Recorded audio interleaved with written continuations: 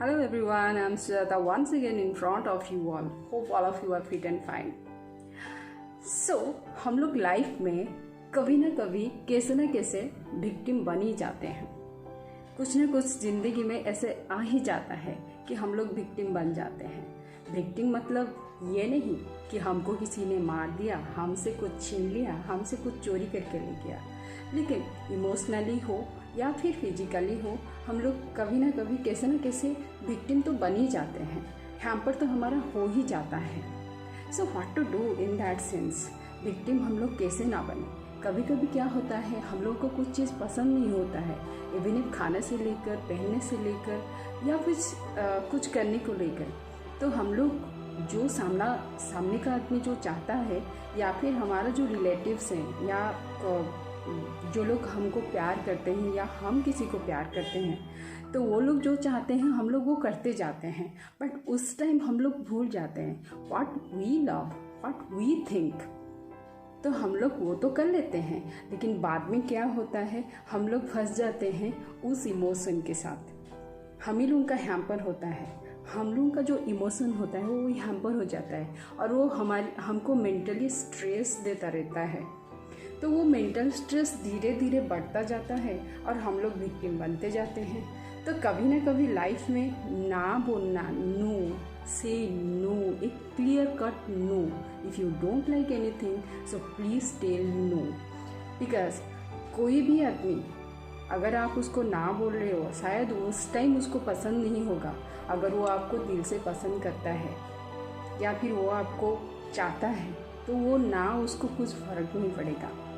लेकिन हाँ, अगर आप हाँ कर रहे हो उस वक्त आप उसको खुश रख सकते हो, लेकिन कुछ देर के बाद शायद वो हाँ आपके लिए बहुत मुश्किल बन जाए और धीरे धीरे आप दोनों का जो रिलेशनशिप है वो मुश्किल में पड़ जाए और उसके बाद आप विक्टिम बन जाते हो। वो आपको डिसलाइक करना शुरू कर देता है जब आप उसके लिए रिएक्ट करते हो। और एक चीज़ है, हमारे लाइफ में सब कुछ हमको नहीं मिल सकता है जो हम चाहते हैं। So what to do? हम लोग उस वक्त भी विक्टिम बन जाते हैं। कैसे?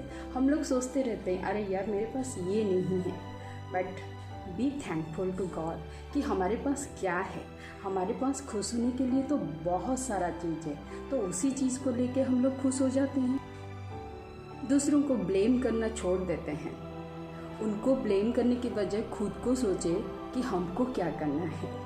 ओके, सामने वाला हमको क्या बोलना चाहता है, उसका इंटेंशन क्या है बोलने का।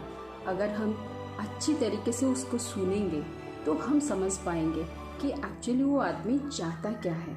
सो that according to that only we can take our action. और एक चीज़ है, जब भी कभी आपको लगता है कि आप किसी चीज़ के विक्टिम बनने जाते हो, so that time you can do one thing, forgive that person and stay away from him.